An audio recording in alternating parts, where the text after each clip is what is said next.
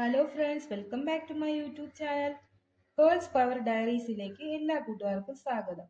അപ്പോൾ ഇന്ന് മോള് സ്കൂളിൽ പോയിട്ടുണ്ട്, അവൾക്ക് എക്സാം ആണ്. അപ്പോൾ എനിക്കിന്ന് ഉച്ച കഴിഞ്ഞ് ഒരു ഓർഡർ വന്നിട്ടുണ്ട്. അപ്പോൾ ഞാൻ വിചാരിച്ചു അത് നിങ്ങളുമായിട്ടൊന്ന് ഷെയർ ചെയ്യാമെന്ന്. അപ്പോൾ നമ്മൾ ഇന്ന് ഉണ്ടാക്കാൻ പോകുന്നത് ഒരു ബ്ലാക്ക് ഫോറസ്റ്റ് കേക്കാണ്.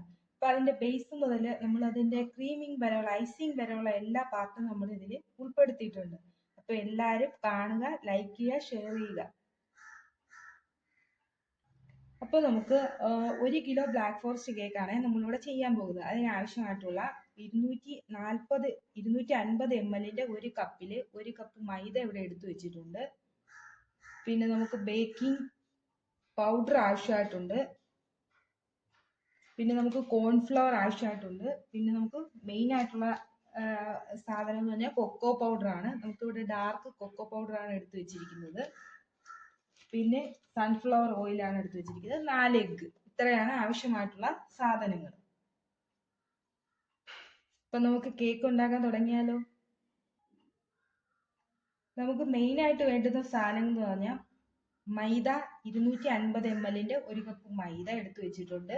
അപ്പൊ നമുക്ക് മൈദ ഈ അരിക്കുന്നതിന് വേണ്ടിയിട്ട് ഒരു അരിപ്പയിലേക്ക് മാറ്റാം.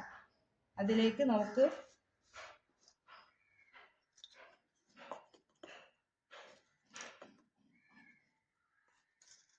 1 സ്പൂൺ ബേക്കിംഗ് പൗഡർ ആഡ് ചെയ്ത് കൊടുക്കാം.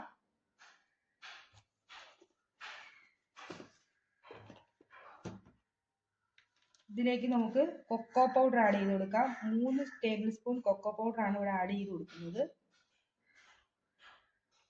ഡാർക്ക് കൊക്കോ പൗഡർ ആയതുകൊണ്ട് 3 ടേബിൾ സ്പൂൺ മതിയാവും. പിന്നെ നമുക്ക് കേക്കിന് സോഫ്റ്റ്നെസ് കൂടാൻ വേണ്ടിയിട്ട് നമ്മൾ 1 സ്പൂൺ കോൺഫ്ലവർ കൂടെ ആഡ് ചെയ്യുന്നുണ്ട്. കോൺഫ്ലവർ ആഡ് ചെയ്യണമെന്ന് നിർബന്ധമില്ല, കാരണം ബ്ലാക്ക് ഫോറസ്റ്റ് ആയതുകൊണ്ട് തന്നെ കോൺഫ്ലവർ ഇല്ലെങ്കിലും കേക്ക് നല്ല സോഫ്റ്റ് ആയിരിക്കും. എന്നാലും 1 സ്പൂൺ കോൺഫ്ലവർ ആഡ് ചെയ്ത് കഴിഞ്ഞാൽ നല്ല പെർഫെക്റ്റ് ആയിട്ടുള്ള നമുക്ക് ബ്ലാക്ക് ഫോറസ്റ്റ് നമുക്ക് കിട്ടും. അപ്പോൾ നമുക്ക് ഇതൊന്ന് അരിച്ചെടുക്കാം.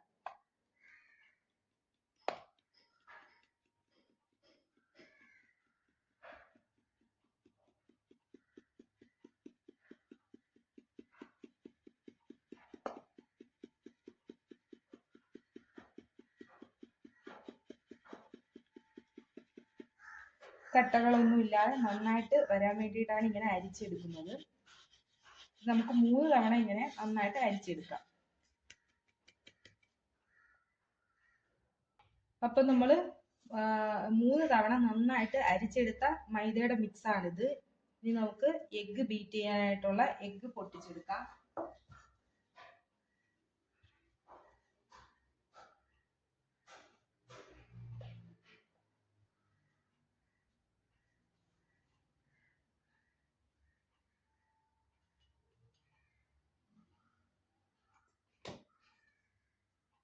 ഒരു കിലോ കേക്കിനായിട്ട് നമ്മളിവിടെ 4 എഗ്ഗാണ് എടുത്തു വെച്ചിരിക്കുന്നത്. ഞാനിവിടെ സെപ്പറേറ്റ് ചെയ്യുന്നില്ല, ഒരുമിച്ച് തന്നെ 4 എഗ്ഗ് പൊട്ടിച്ചൊഴിക്കുകയാണ്.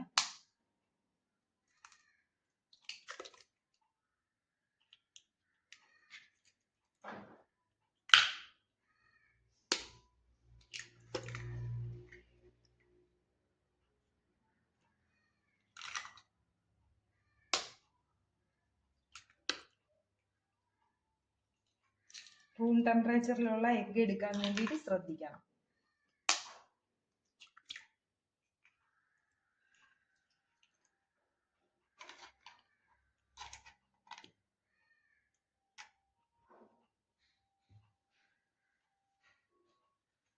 ഇനി നമുക്ക് ഇതിലേക്ക് 1 പിഞ്ച് ഉപ്പ് ആഡ് ചെയ്ത് കൊടുക്കാം.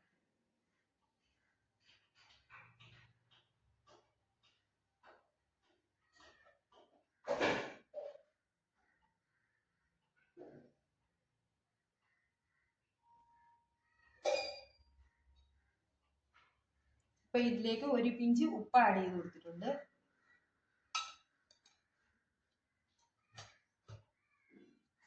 ഇനി നമുക്ക് ബീറ്റ് ചെയ്യാനായിട്ട് നമ്മുടെ ബീറ്ററിനകത്തേക്ക് മാറ്റാം.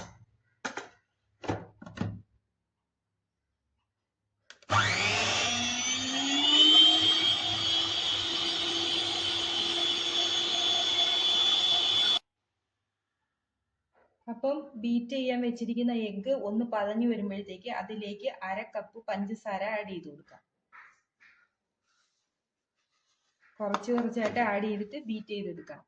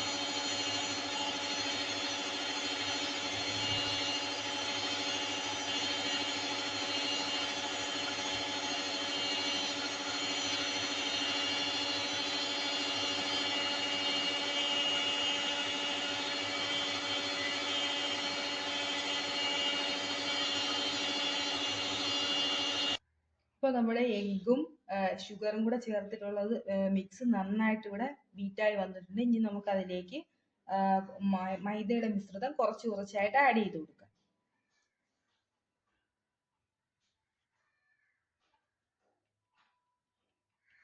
3-4 ബാച്ചുകളായിട്ട് ആഡ് ചെയ്ത് കൊടുക്കാം. ഒരുമിച്ച് ആഡ് ചെയ്താൽ കട്ട കുത്താനുള്ള ചാൻസ് കൂടുതലാണ്.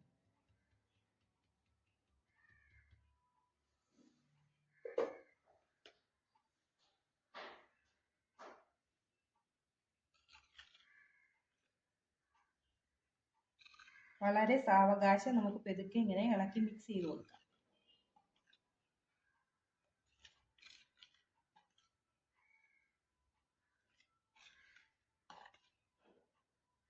ഞാനിപ്പോൾ ഇതിലേക്ക് എടുത്തു വെച്ചിരിക്കുന്നത് ഒരു 250 ml 1 കപ്പ് മിൽക്ക് എടുത്തു വെച്ചിട്ടുണ്ട്. ചെറുതായിട്ട് ചൂടാക്കിയതാണ്.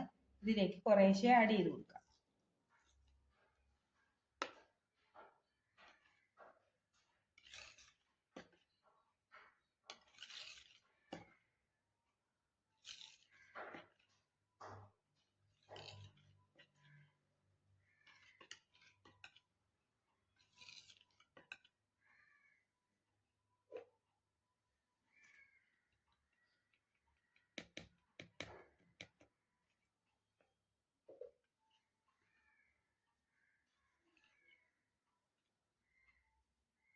കട്ട് ആൻഡ് ഫോൾഡ് മെത്തേഡിൽ പെതുക്കെ ഇങ്ങനെ നമുക്കിങ്ങനെ മിക്സ് ചെയ്ത് കൊടുക്കാം. ഒരുപാട് ഇട്ട് കുത്തി ഇളക്കാതെ ഇരിക്കാൻ ശ്രദ്ധിക്കണം. കുത്തി ഇളക്കി കഴിഞ്ഞാൽ കേക്ക് താന്നു പോകാനുള്ള ചാൻസ് കൂടുതലാണ്. ആദ്യമൊക്കെ ഞാനിങ്ങനെ കേക്ക് ഉണ്ടാക്കാൻ പഠിക്കുന്ന ടൈമിൽ ഇങ്ങനെ കേക്ക് സ്പീഡിൽ പെട്ടെന്ന് ആവാൻ വേണ്ടിയിട്ട് ഇങ്ങനെ പെട്ടെന്ന് മിക്സ് ചെയ്യുമായിരുന്നു. അപ്പോഴും കേക്ക് താന്നു പോകും. അങ്ങനെ എൻ്റെ ഒരുപാട് കേക്ക് ഫ്ലോപ്പായി പോയിട്ടുണ്ട്. ഇപ്പം എൻ്റെ കേക്ക് ബേക്കിംഗ് രംഗത്ത് വന്നിട്ട് ഞാനിപ്പോൾ 7 കൊല്ലത്തോളം ആയിട്ടുണ്ട്.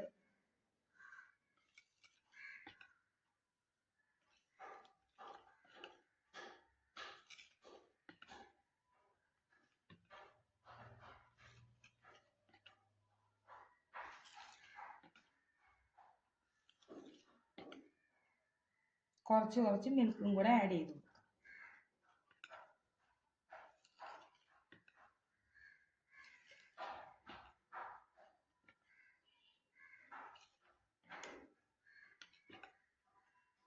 ഇതിലേക്ക് നമുക്ക് ഇവിടെ എടുത്തു വെച്ചിരിക്കുന്ന സൺഫ്ലവർ ഓയില്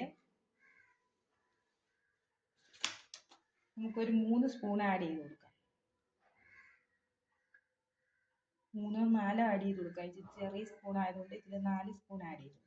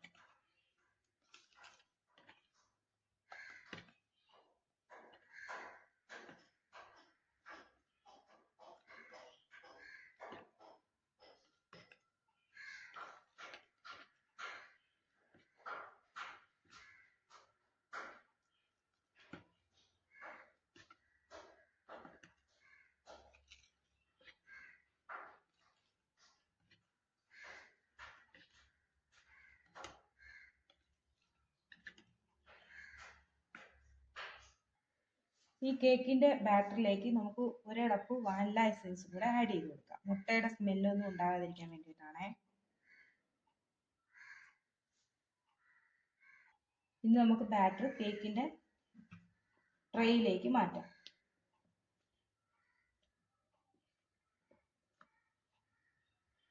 സൈഡിൽ നിന്ന് ഇങ്ങനെ ഒഴിച്ച് പോണേ. സെൻറ്ററിൽ മാത്രമായിട്ട് ഒഴിച്ചു കഴിഞ്ഞാൽ സെൻറ്ററിൽ കുഴിഞ്ഞു പോവാൻ ചാൻസ് ഉണ്ട്.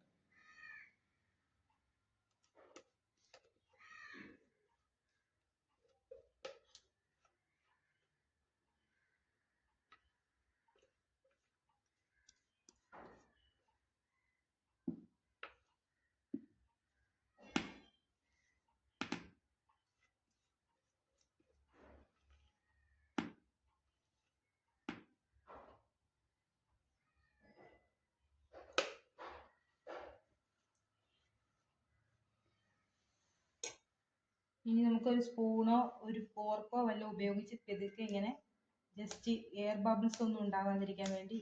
നമ്മുടെ കേക്ക് നട്ടൂടെ പൊങ്ങിട്ടുണ്ട്.